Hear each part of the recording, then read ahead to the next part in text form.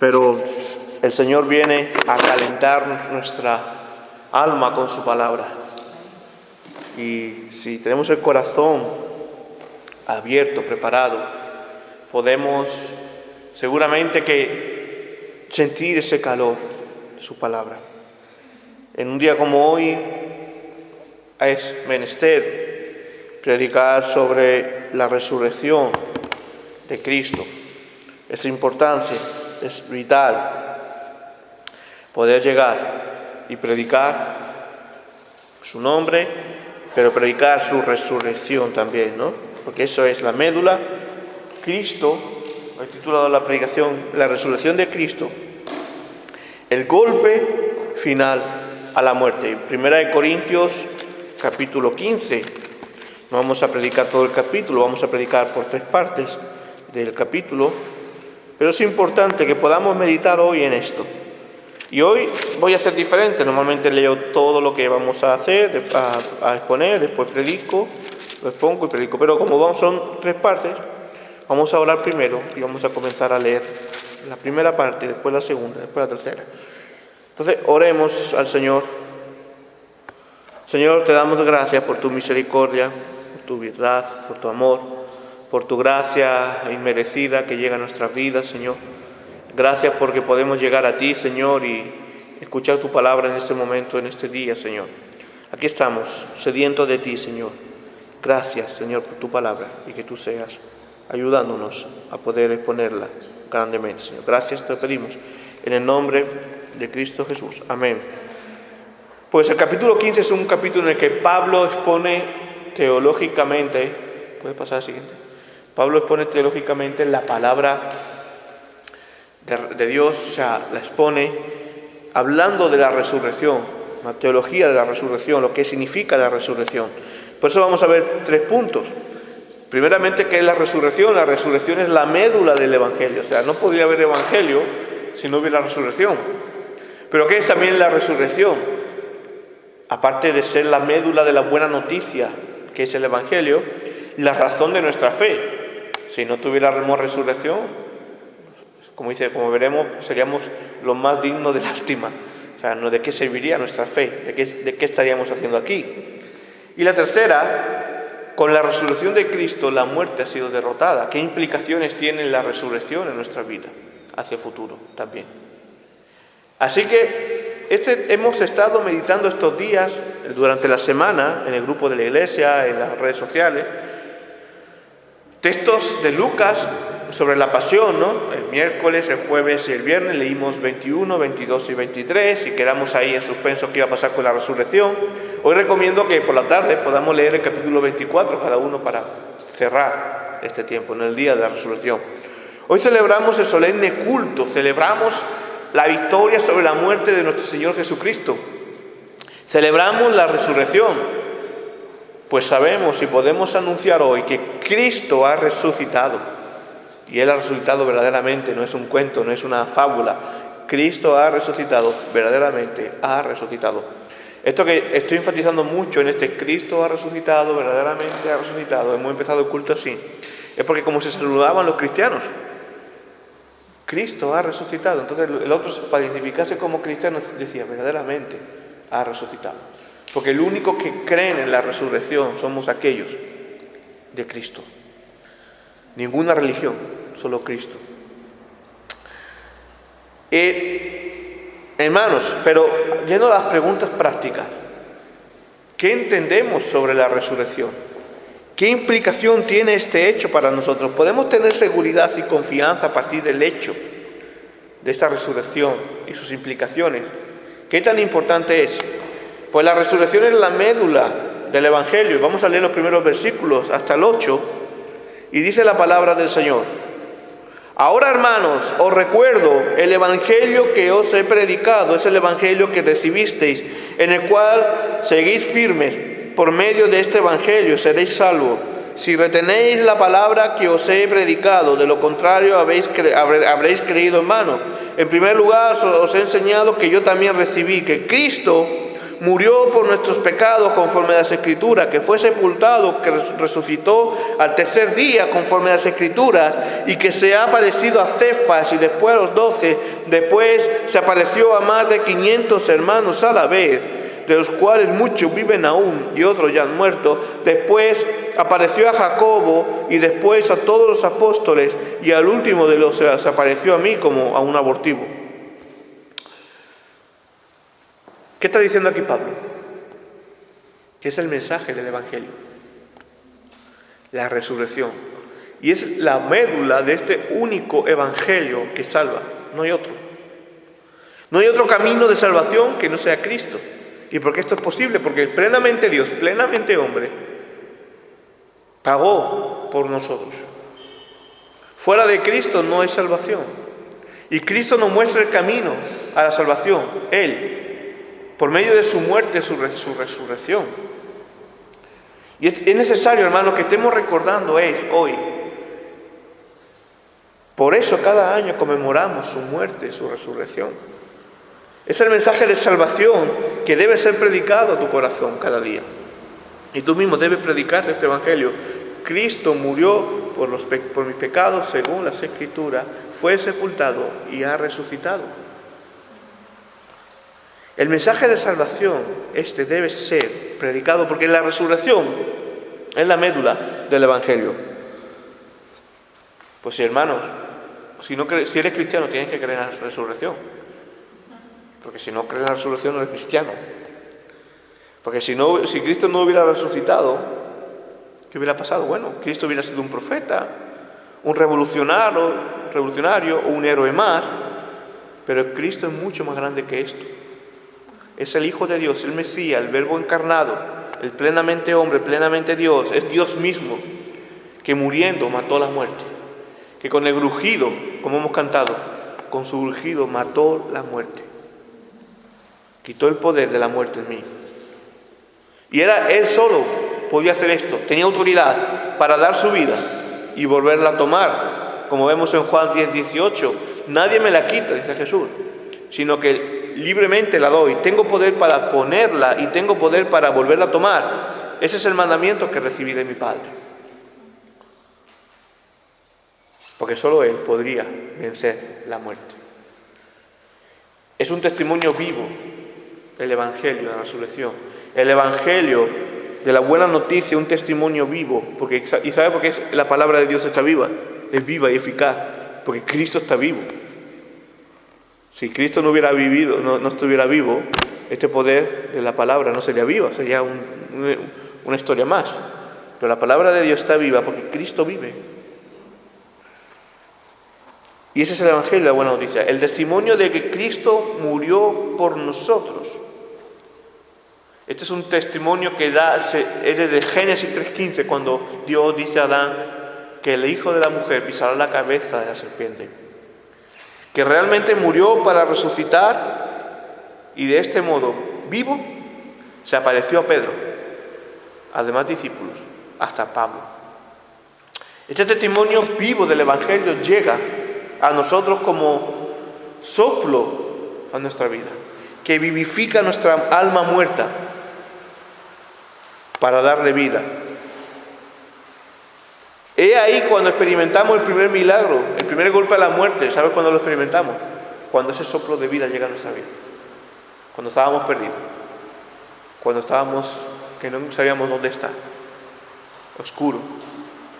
Ese soplo de vida llega a nosotros. Y ese es el primer golpe a la muerte, porque la muerte espiritual ahí acaba.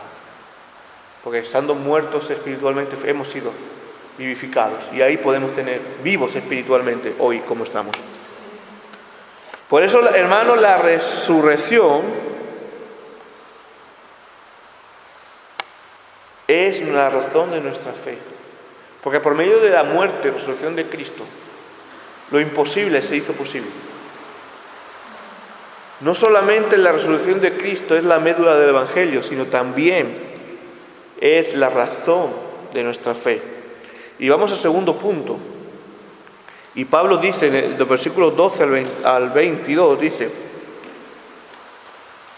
porque si se predica que Cristo resucitó de los muertos.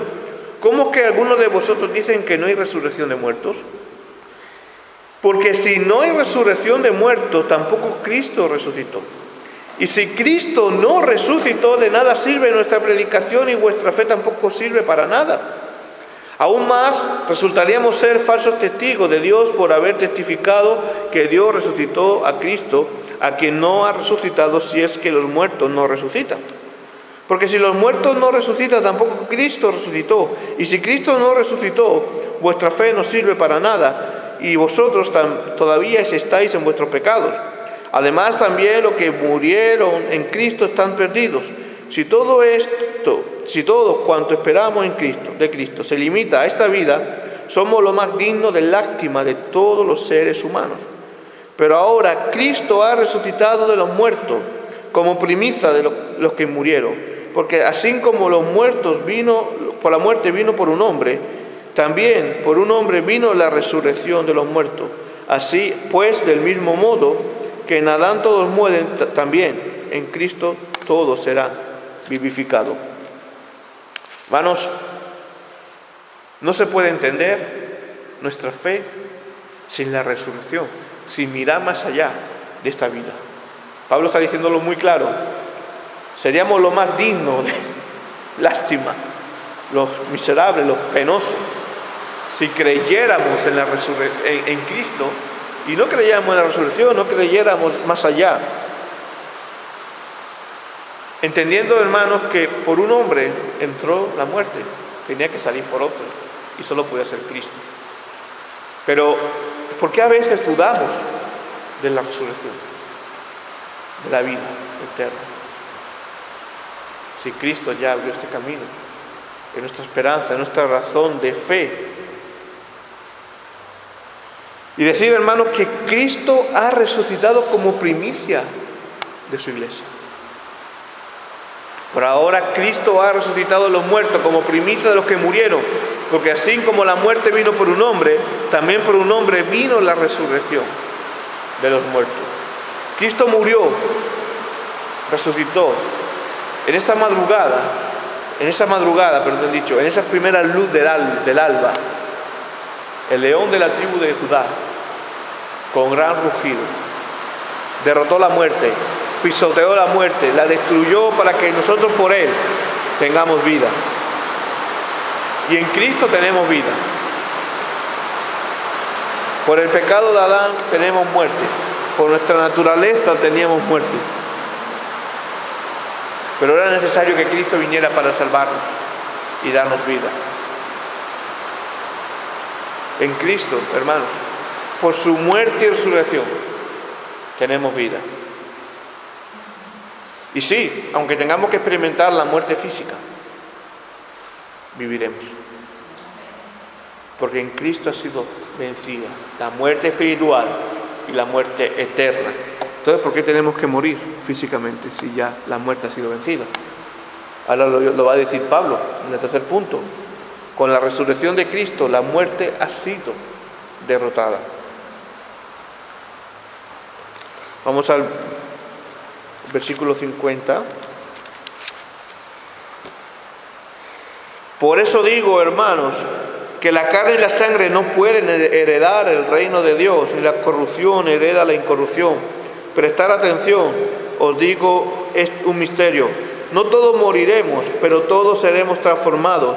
En un instante, en un abrir y cerrar de ojos, cuando suene la trompeta final, porque se tocará la trompeta y los muertos serán resucitados incorruptibles y nosotros seremos transformados. Porque es necesario que esto corruptible se vista de incorrupción y que esto mortal se vista de inmortalidad. Cuando esto corruptible se haya vestido de incorrupción y esto mortal se haya vestido de inmortalidad, entonces se cumplirá la palabra que está escrita: la muerte ha sido destruida por la victoria. ¿Dónde está, muerte, tu aguijón? ¿Dónde, sepulcro, tu victoria? Porque el aguijón de la muerte es el pecado y el poder del pecado es la ley. Pero gracias sean dadas a Dios, que nos ha dado la victoria por medio de nuestro Señor Jesucristo. Así que, hermanos míos, amados, estad firmes y constantes, creciendo en la obra del Señor siempre, sabiendo que vuestro trabajo en el Señor no es en vano. Con la resurrección de Cristo, la muerte ha sido derrotada.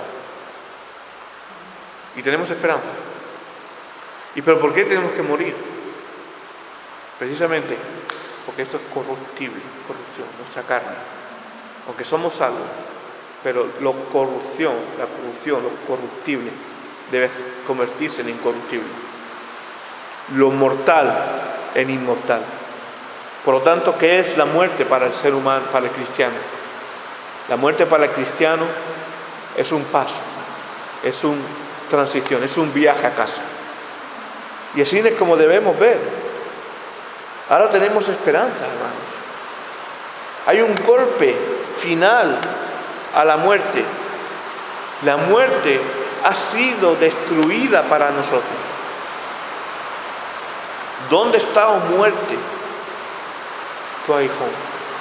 ¿Dónde está tu victoria? ¿Dónde, sepulcro, tu victoria? Como hemos leído antes, en el profeta Isaías, 750 años de que Cristo viniera, antes, destruirá la muerte para siempre, enjugará el Señor las lágrimas de todos los rostros y quitará la afrenta de su pueblo, de toda la tierra, porque el Señor lo ha dicho. Ahora la muerte no puede lastimarnos. No hay un poder de la muerte sobre nosotros. Ya no estamos muertos espiritualmente. Ya no estamos muertos, ya no vamos a morir, aunque sí físicamente, pero no vamos a morir eternamente alejados de la presencia de Dios, sino que morimos para vivir. ¿Dónde está, oh muerte? Dice, ¿dónde está tu aguijón? Como dice Romanos 6:14, Pablo los Romanos, porque el pecado ya no tendrá dominio sobre vosotros, pues no estáis bajo la ley, sino bajo la gracia. Por eso, hermanos, cobrad ánimo, cobrad ánimo.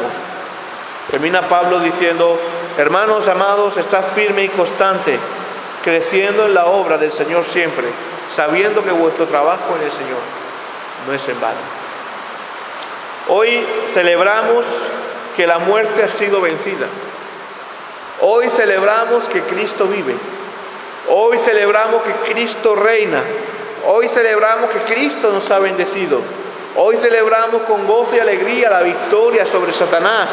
Hoy celebramos que Cristo es nuestro mediador, está vivo.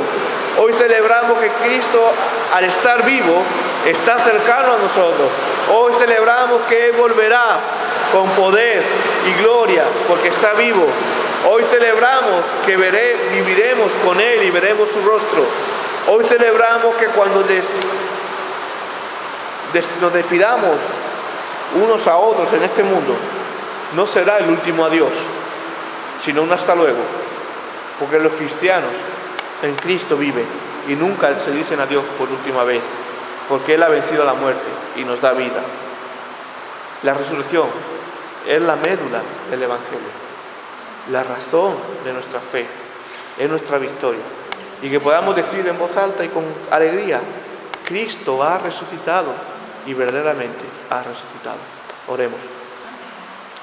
Señor Rey eterno, te damos gracias por tu misericordia, te damos gracias por tu amor, te damos gracias por esta palabra, Señor, que llega a nuestra vida, Señor, y nos hace recordar tu muerte y tu resurrección.